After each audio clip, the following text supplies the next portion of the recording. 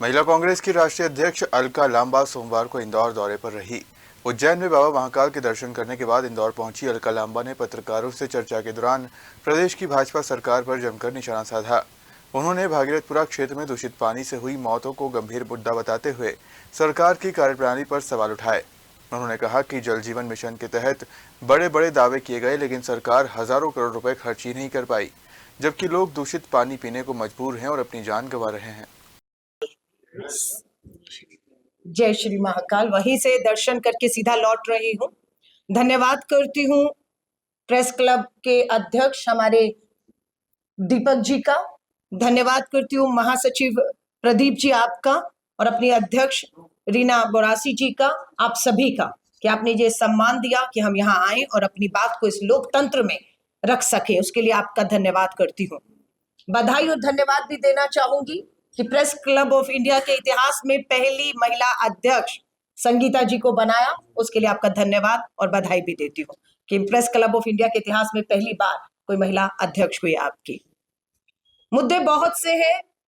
राजधानी दिल्ली का संसद चल रहा है, बजट पेश हुआ है, बहुत मुद्दों पर, आज पूरे देश के ज्वलंत मुद्दों पर सत्ता पक्ष और विपक्ष बहस कर रहा है, लेकिन बहस किसी दिशा में पहुंचे ये हम उम्मीद करते हैं। मध्य प्रदेश आना हुआ है मेरा इंदौर में। इससे पहले हमारे नेता राहुल गांधी जी को आना पड़ा, क्योंकि पता लगा जो जल और जीवन कहा जाता था वो जल जहर हो गया।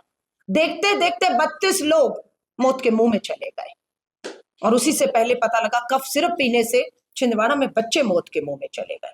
अभी ये सब घट ही रहा था। जिन अस्पतालों में बच्चे कफ सिरप पीने से मौत के मुंह में जा रहे थे, पानी पीने से, पता लगा उन्हीं अस्पतालों में चूहे भी काट रहे हैं।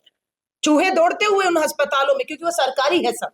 वहां गरीब और आम आदमी का बच्चा और व्यक्ति का इलाज होता है, इसलिए परवाह नहीं है कि उनकी दुर्दशा हो चुकी है। और ये तब हो रहा है जब डबल इंजन की सरकार यहाँ चल रही है। और खासतौर से इंदौर का जिक्र हैरानी हुई जब रीना बोरासी ने हमें बताया और देश को पता लगा कि यहाँ पर भाजपा की सरकार, इंदौर में भाजपा का ही सांसद, भाजपा का विधायक, भाजपा का पार्षद, और उसके बाद ये सब होता है यहाँ पर। गुड गवर्नेंस का मॉडल, विकास का मॉडल देख रहे हैं। बहुत दुख और निराशा हम सबको होती है। यहाँ पर महिलाओं के मुद्दे पर मैं जरूर बोलूंगी। एयरपोर्ट उतरी, यहां से इंदौर, इंदौर से उज्जैन, उज्जैन से वापस इंदौर आई हूं। एक ऑटो रिक्शा देखा, उस ऑटो के पीछे विज्ञापन देखा, बहुत निराशा हुई। वो विज्ञापन एक ऐसे शख्स का है, नाम नहीं लूंगी क्योंकि आप पत्रकार साथी हैं, आपने उसकी खबरों को छापा है, आप जानते हैं मैं किसकी बात कर रही हूँ। वो आदमी को उम्र कैद की सजा हुई है। वो आदमी कोई और नहीं, नाबालिग बेटियों के बलात्कार और हत्या का दोषी है। ये दोषी अदालतों ने उन्हें दोषी उम्र कैद की सजा दी है। वो पैरोल पर बाहर आते हैं और यहाँ पर उनका मैं प्रचार प्रसार होते हुए ऑटो के पीछे देख रही हूँ। आप समझ रहे हैं कौन लोग हैं, किन्हें सुप्रीम कोर्ट ने दोषी पाया हुआ है। नाबालिग बेटियों के बलात्कार और हत्या के दोष में उम्र कैद की सजा, और पैरोल 1 नहीं, 2 नहीं, 3 नहीं, पैरोल पैरोल मिलता है। उनका आडंबर प्रचार और प्रसार हो रहा है। नाम के अंदर भगवान का नाम जोड़ लो और उसके बाद सारे अपने पाप और अपराधों को छुपा दो। मनरेगा की योजना में हम मनरेगा का जो स्वरूप बदला गया उसका पुरजोर विरोध कर रही हूं। मैं मुद्दों पे आऊंगी। मुद्दा बिल्कुल मनरेगा, कोई समझौता नहीं करेगी भारतीय राष्ट्रीय कांग्रेस। मनरेगा बचाओ संग्राम पूरे देश में हमने छेड़ा हुआ है। 1 इंच पीछे नहीं हटेंगे हम अपनी मांग से।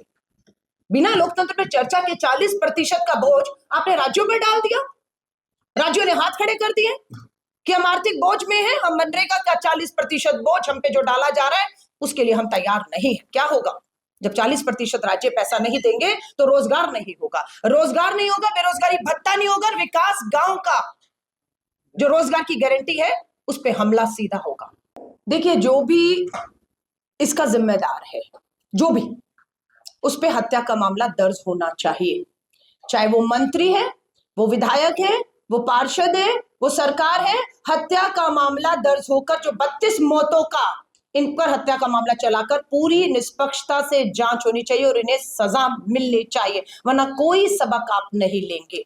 मैं फिर कह रही हूँ, दूसरा कदम यही है कि लोग जहर पीने को क्यों मजबूर हैं? क्योंकि आपके पास ऐसा नहीं है, फंड है, लेकिन जल जीवन मिशन में फिर 60,000 करोड़ आपने पिछला खर्च नहीं किया, इस बार कम कर दिया। तो मुझे ये कि सरकार सिर्फ जोड़ तोड़ सत्ता अपने लोगों को घर भरने में, खुश करने में, तब इस तरह का बजट आया है कि आप जितना मर्जी काला धन रख लीजिए, विदेश चले जाइए, आप पर कोई आंच नहीं आएगी। तो बात यही है कि बिल्कुल जवाबदेही तय होनी चाहिए, जो दोषी है उन्हें सजाएं मिलनी चाहिए, परिवार के साथ न्याय होना चाहिए, उन्हें जो भी आर्थिक मदद या उस परिवार में जो चला गया अगर कमाने वाला, तो सरकारी पक्की नौकरी का हक उन्हें मिलना चाहिए। ये हमारी मांग है, जो राहुल गांधी जी भी मिलकर गए।